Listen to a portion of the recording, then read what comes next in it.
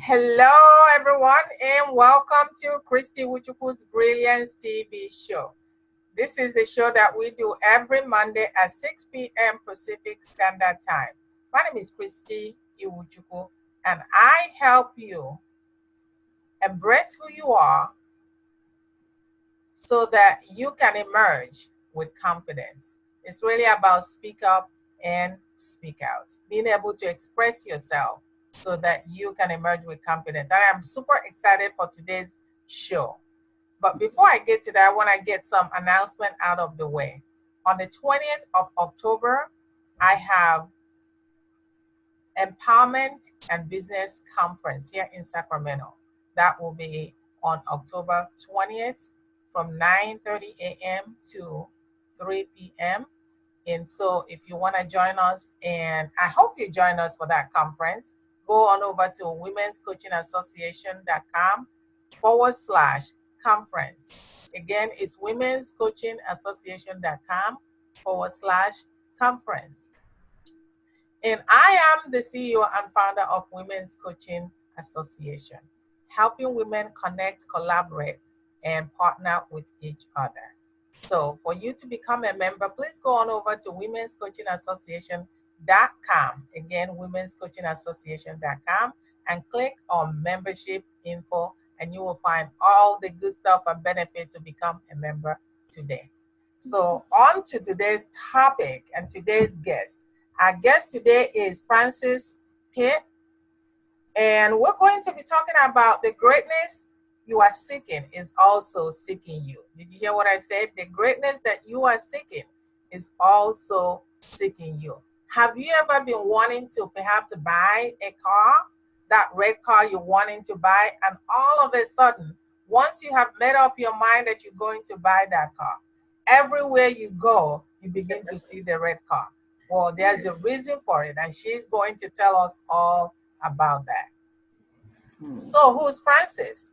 Frances Pitt brings 25 years of experience as an entrepreneur, professional speaker, professional trainer, certified hypnotherapist, psychotherapist, Mosaic diversity trainer, and a practitioner trainer. Frances' other topics are extraordinary communication skills and ordinary performance skills.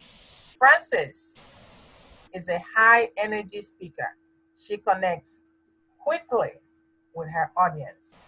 Her psychotherapy background provides insights to her audience that allows them to understand the truth about themselves. Please help me welcome with a round of applause, and bring your paper and pencil ready, because she's about to drop some nuggets. Please welcome Frances Pitt. Frances, are you there? Welcome to the show, Frances. I am super excited that you have said yes to be on this show. The last time that you and I saw was back in Las Vegas in July at Public Speakers Association conference. Can you hear me, Frances? Yes, I can. Okay, awesome. So let's dive deep into this conversation tonight. Tell the audience and people who don't know you, who is Frances Pitt? Thank you, Christy. First of all, thank you for giving me this opportunity to be on your show. You are a high energy individual, and you seem to multitask so well. I love that about you. So this is an honor. This is a pleasure to be here to share some of my experiences as an entrepreneur. And if I give away my age, but I've had 4 businesses, and my first business, let's just say it was in the late 70s. And we can start from there. And that would be a good example of the greatness that I am seeking is also seeking in me. My first business was an outpatient mental health clinic, believe it or not. And I was working in a group home with young men. And I did not like the way they were being treated, and I didn't like the philosophy of the owners. So I said to myself and a partner, we must create our own. because we have to put them in an environment where they'll feel appreciated, they know their worth, be treated right. So that's what we did. We planned for a year. We opened what was called the Universal Counseling Clinic, which consisted of psychologists, psychiatrists, and all MSW social workers, meaning they were certified, meaning they were licensed, meaning that they all, well, as a leader in opening the company, I had to have 3,000 hours of practice under a psychiatrist. And so we started that business with the help of our minister who knew the psychiatrist. And he simply said, these young ladies, I think I was like 28, and my partner was 27. He said, they're so young, but I'm willing to do whatever they want because they have a dream. And that's how we got started. We were matched up with a great psychiatrist and psychologist, a great politician. We all came together because we wanted our community to have a home where young people and their parents could come and receive counseling. And that was my first business.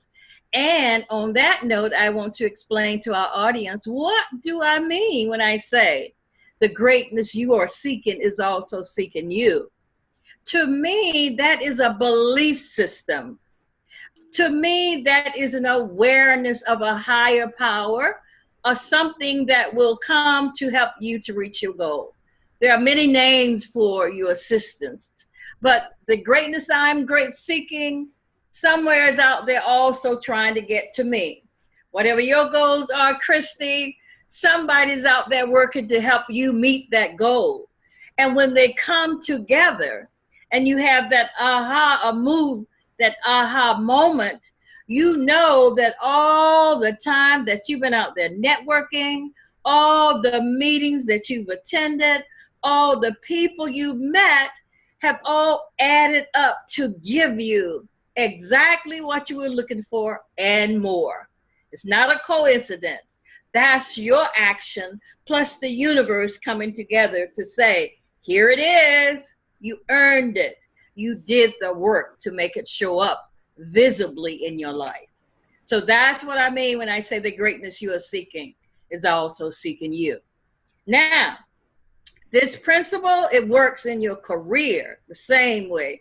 It works in your relationships the same way. It works in your finance the same way.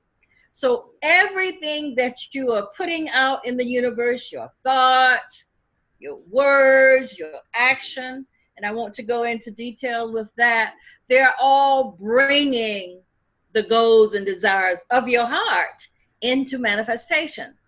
So it's like an oath of manifestation. Now, what do I mean when we say an oath of manifestation? Those are statements like affirmations that you say over and over and over until your subconscious really believe you and say, she's serious. Let's get busy. Send her the marketing person. Connect her with the finance. Connect her with the president. Connect her with a business that would hire her and pay her what she's worth. So that's the thing that's underneath. Whatever you're seeking, believe you me, is also trying to get to you. So based on this, go ahead, Christy. No, go ahead. But I wanted to ask you, some of us are looking at you where you are and what you have attained in life and where you are in life now. But I believe that it's always good to go back. What was that defining moment for you to get you where you are now? Well, actually, it was always moving away from a position or a job or even a career.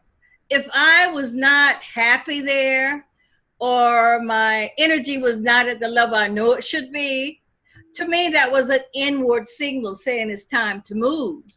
So in my early years, the beginning of a new year, if I was unhappy or not liking my job, guess what I would do? Within that first week of the new year, I would resign. And when I started my first business, I didn't know where I was going to get finance from. I didn't know I was going to make $500 a month, $5,000 a month, or $5. But I was willing to get out there and make it work because I was no longer happy at where I was before.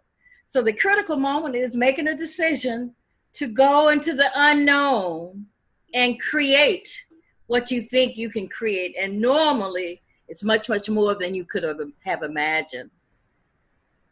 I love the concept. The concept of what you are seeking is also seeking you, because for me, I know when I was venturing out into entrepreneurial journey, I know what I had in mind, but I wasn't sure how it was going to pan out, whether it's going to be a failure, whether I'm going to get what I want. But as I continue to do what I set out to do, what I realized that by seeking the help of other people, other coaches, Yes. and people who have been where I want to go, and really working at it myself, that even though I don't know, having the faith that everything will always come together. And Yeah. so I love it when you said that really it's not about knowing everything. It's about believing that once you step out of faith, Mm-hmm. everything that you are seeking, you are definitely, it's gonna come your way. So I love that. So tell me, how has it been in your journey as you were coming up? Because I know that you dived into this concept and into this awareness, which is what we all strive, which is about faith and belief. Mm-hmm. How was it for you initially when you started out in terms of your entrepreneurship, and what impact has that made for you? Well, actually, in my early years, there was time when I made no money, and there were months when I made lots of money. So it was the ability to flow with whatever showed up. And it was also the ability to believe that if I hung in there long enough, something had to change. So, my friend, I had a very good friend who worked at a huge corporation, and she would send me these jobs opening, $100,000, $90,000. It was always big amounts. And I said to her, Brenda, do not send me any more of those job openings, because that's saying to me, you don't believe I can make it out here. I love you. I appreciate you, but please do not continue to send me those job openings. Even though I needed that type of money, but I was not willing to go back into a world where I had to listen to someone else tell me what to do. And how scared, what was your mindset? Let's talk about mindset, because I believe that mindset is really huge in terms of anything that we're setting out to do that we've never done before. A mindset is very huge. What was your mindset like as you were stepping into this area that you were unfamiliar with? Well, my mindset starts back from early childhood. I grew up on a huge farm in North Carolina. And we worked at an early age. I think I was about 12 or 13 when I was working in the fields. But the work ethic, we had to be in the fields like at 6 a.m. in the morning, for all the city girls who don't know about country living. And we worked in like tobacco, cotton, peanuts, pulled cucumbers, you name it. We did all of that on the farm until we were 18 years old, and then everybody was expected to go to a college or a university. But we basically learned good work habits, good behavior, being to work on time, learning how to stay there until the task was done. That came from my parents and their ancestors and their ancestors, because the farm has been in our family since 1878, which is about 140 years. So that's many generations of entrepreneurs in the farm area. So it started real early. I knew that I was going to make something of my life, but I had to do the work on the farm until I entered college. However, at my high school commencement exercise, the speaker was a motivational speaker. I had never heard one in my life. But I said to myself, I can do that. I want to do that. I was so happy. I just knew that's what I was going to go to college and become a motivational speaker. It didn't happen that way. I think it was 25 years later before I actually started in that area. But I got a glimpse of it at my high school commencement exercise. So the question is, how soon do we follow that dream, and how long do we linger before we take that first step? And for me, I saw it 25 years early. So in other words, I too believe that this entrepreneurial journey, and others can believe differently. I believe that it's a marathon, not a sprint, right? Right, And that's right. what it is for in your own case. That sometimes you can have a dream, but really having the mindset that perhaps if it doesn't work this time, Mm-hmm. it may work that next time.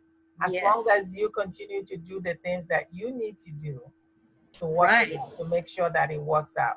And I know that this entrepreneurial journey, it can be very disappointing when you are trying to get to your goals and it hasn't happened yet.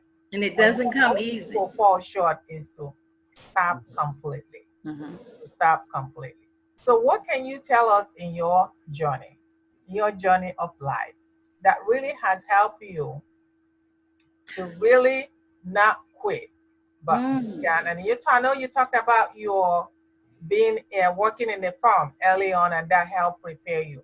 But what else in your journey that you think contributed immensely for it? I think part of my journey was by attending what we call a historical Black university. And I hope our audience is familiar with that, because there you have the majority, it's a Black institution, mostly Black professors, and then other professors from different countries. But the concept and the belief is those universities were started right after slavery ended, because Blacks didn't have anywhere that they could go for education, right? So our ancestors got together and they built these historical Black colleges and Black universities. And until this day, they still work extremely hard with every student to be successful. I remember not doing too well in my geography class, which was a required course. So our professor would drive in every Saturday morning at 8 a.m. and tutor us for 2 hours and then drive back another hour to go home. And he was not paid for that. He did that out of the goodness of his heart. His desire for all the members of that class to pass and be something and make something of their lives. So I think those type of experiences along the way gave me hope that there was a lot of people pushing for us to be successful, because others were coming behind us that we're supposed to help to be successful. So it was the right support system, a school that wanted you to be successful, professors that tutored you, relatives that came to visit you and bring you food and clothing and things like that. It was like a team effort. Nobody gets where they are by themselves. It is definitely a dream team that we call today that help us become successful in life. I love that. And it's almost like I'm listening to myself. As you know, I was born and raised in Nigeria, coming to this country. And growing up, you have that support system. And as you were mentioning, the lot of support system that you had help you build who you are, especially when you got to school, to HBCU. It takes a village to Yes. raise a child. That I was say for me, it actually takes a village, a country, and continents to be who I am today. So I strongly believe in a sense of support, having a support system. And though we don't have all that now, it Uh-huh. takes having communities and tribes and families to be Hmm. your support system. Talk a little bit about that and how Oh, that I would love helps to. someone as far I as would, being I into would, entrepreneurship. I would love to share. I just couldn't wait to tell this, Christy. When I was in undergraduate school, I worked for 2 years, and I was in charge of statistics in the sociology department. And one Monday morning, students weren't there, so I laid my head down and went to sleep, right? In comes the dean of the department, and she taps me on my shoulder and she says, Miss Pitt, do we not pay you to run this class? Run this lab. That's what it was, a lab. And I said, yes, ma'am. You do pay me. I said, but there are no students here today. And she said, how would you know? You're sleeping. So, so she storms out of the room. And I said, oh, God, there goes my job. I need this job. Lord, don't let her fire me. But I just felt that's what she was going to do. She came back to the room with 3 graduate catalogs for graduate school. She said, see, can't you fill these out and bring them back to my office? I filled all 3 of those applications out, took them to her office, and 2 to 3 months later, I was moving from North Carolina to Milwaukee, Wisconsin for graduate work, all because of this lady at the historical Black university who wanted to see me successful. She could have fired me or other things, but she kind of like kept her thoughts up. Obviously, she saw something in me that I didn't know about because I had no intentions of going to graduate school. I thought 4 years was enough. But when she brought that to me, I filled it out. 2, 3 months later, I'm in Milwaukee, Wisconsin, and I've been here over, let's say, more than 30 years. Put it that way. And it was all because of this dean of the university that did that for me. A tribe or team that's helping somebody else to move to another level. Awesome. I love that. I too really believe in having a community, a support system of somehow. Because sometimes in this entrepreneurial journey, it's not always easy. There may be a time where you just feel like giving up. But if you have a good support system, Uh-huh. you can always have somebody to talk to keep cheering you up. It's all about support for each other. So thank you so much for that. I really, I mean, I feel like I'm listening to myself growing up and hearing your experience. And so, being where you are now, with all these accolades behind you, what was 3 challenges that you faced coming up? Mm. Okay.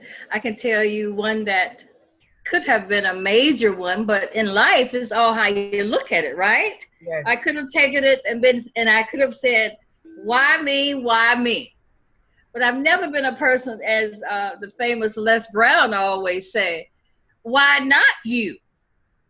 And I'd rather it be you than me. I've always heard him say that in his speeches. So, but anyway, there was one time when I didn't have my car. I'll be honest with you. My car had been taken from me for, things that I owe, taxes, for example.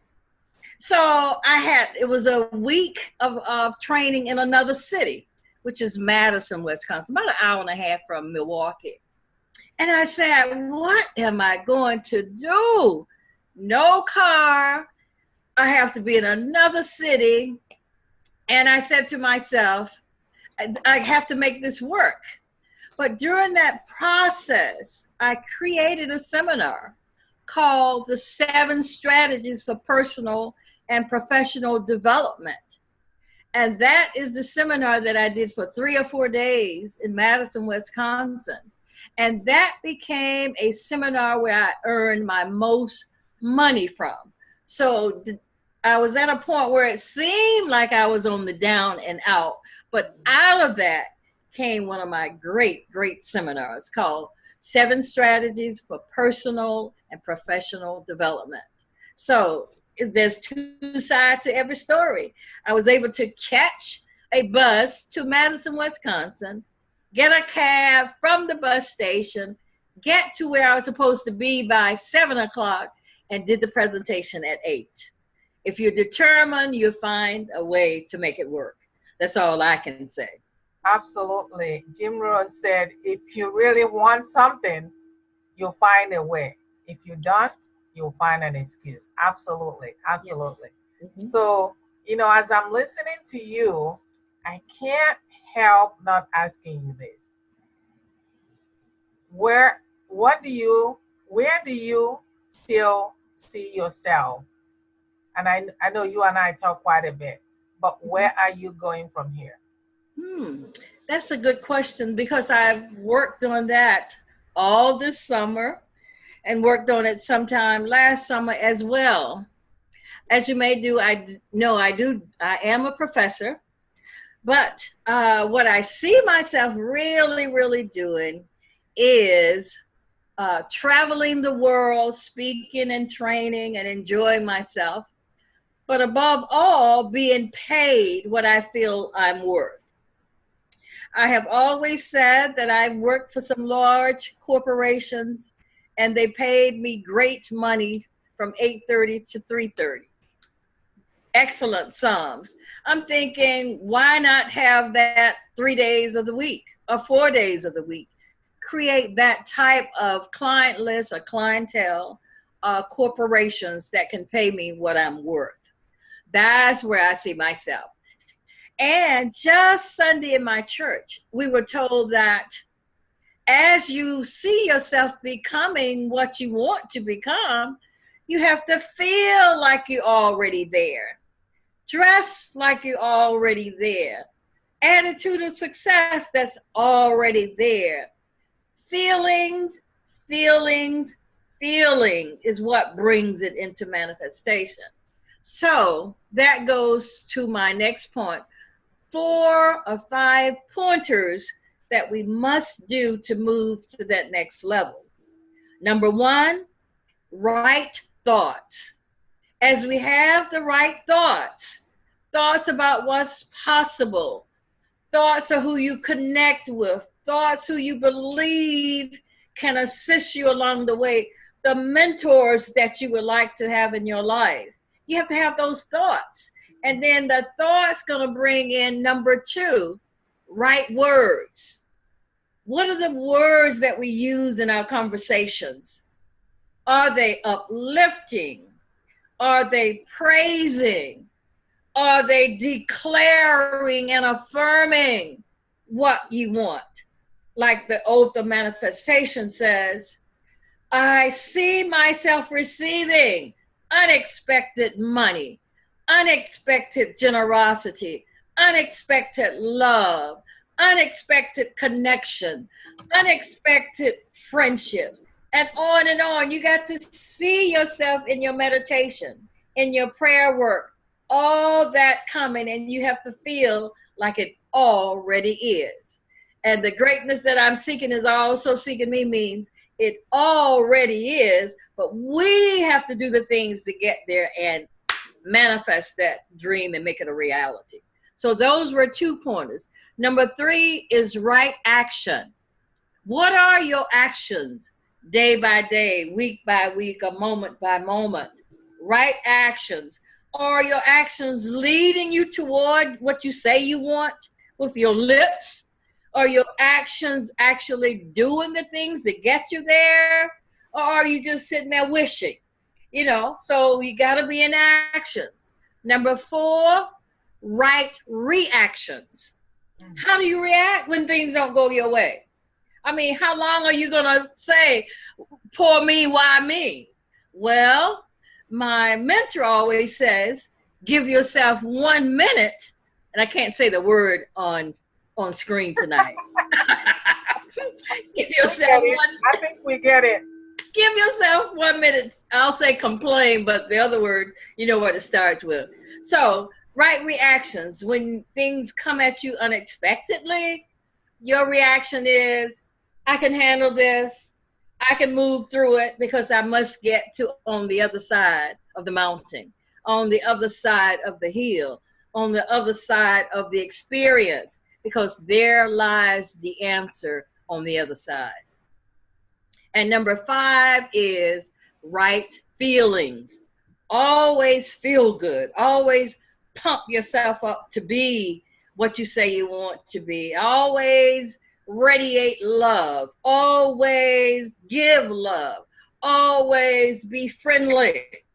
Because, you know, the Bible says to have a friend, you first must be one yourself. So to get the type loving relationship you say you want, then you must be that person. To ask your partner to have X amount of dollars in his saving account, then you must have that in your own account. So you see how the feelings are very important. And when we put all these 5 pointers together and live that way daily, we can see our lives. You know, the club that we're in, the association says, change your life in front of the room. You can change the lives of others in front of the room.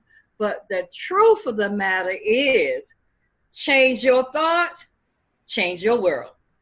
Change your thoughts, change your action. Change your thoughts, change the people who you're associating with.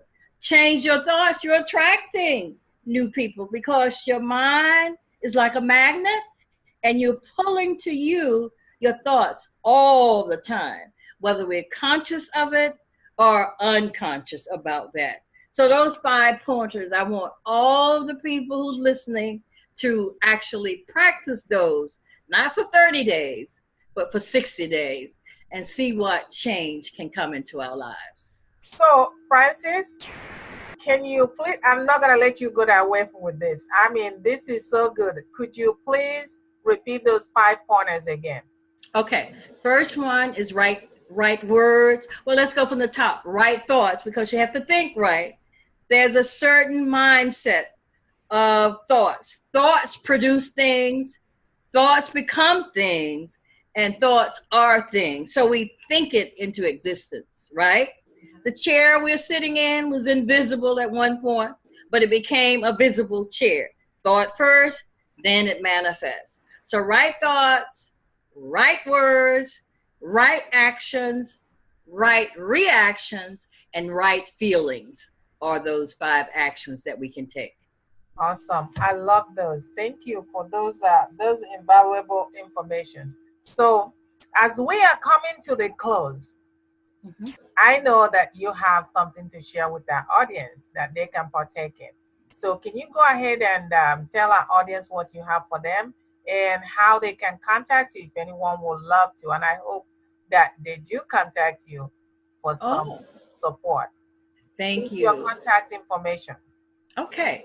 So what I would like for the audience to do is to email me or go to my website, and I would like to work with you 15 to 30 minutes on more of the idea of the greatness that you're seeking is also seeking you.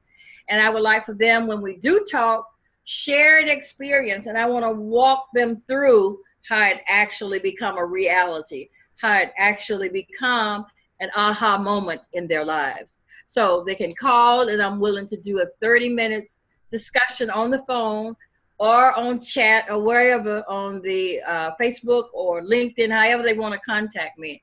And that would be my offer to the audience. And my email address is my full name, as you can see on the screen, Francis Pitt, spelled with CES, at wi.rr.com. RR as Roadrunner, that's what that is. So again, Francis Pitt at wi.rr.com. And I am on Facebook, so they can touch me there, and LinkedIn. And my website I want to give you, we are redoing it, but I do have one that they can go to and hear some of my interviews and some of my philosophies. And I hope they comment on what they see and what they like. Okay, so this is pretty long, whoever's writing out there. So let me warn you, here it is. You can put it on the chat. That would really be nice. Do what? Put it on the chat box. Oh, you know what? I may not be able to do That's that. okay. Go ahead and give it out. Go ahead and give it out. I don't know how to get back. Did I lose you guys? No, that's okay. Just go ahead and speak. Okay, so that's Francis Pitt. I mean, what I want them to do visit is Matt Mix dot Wixsite WISXSITE.com / twice francispitt.com. And let me hold on. I'm going to see if I can get my thing back on here. Hold on 1 second. If not, I can take that information and post it when I post the video. Okay, I'm going to read it again. It's MATTMIX dot WIXSITE.com / francispitt.com. And what comes up, and you know you're on the right website, is this beautiful orange outfit that I'm wearing. When that shows up, you know you're on the right website. Actually, Okay. Marianne had already put it on the chat box. Thank you, Marianne. And let me give you my phone number as well. That's 414-881-1917. All right. So, audience, I hope you guys take an opportunity, take her on that offer. And Francis, I want to thank you so much. But before we close, I want to remind the audience to please come back every Monday, 6 p.m. Pacific Standard Time. This is where I spotlight the defining moments of business leaders, entrepreneurs. And this is where you come in, because this show cannot exist without you. It is because of you. It's because of what you've been through and how you can impact humanity. So please join us every Monday at 6 p.m. Pacific Standard Time. And don't forget to join me on October 20th. October 20th from 9:30 a.m. to 3 p.m. That will be Empowerment and Business Conference. I have 3 great speakers. One, Dr. Marianne, who are coming all the way from Arizona, and Tanya Halfman coming from Texas, and Jennifer Dunham coming here from around Sacramento area. So please join me on October 20th for my Empowerment and Business Summit. So I just want to take the time and thank you for really, I know it's kind of late where you are, but hopefully I can bring you again, and we'll continue this conversation too. Thank you so much. I appreciate you. Thank you. Love you too. Bye-bye.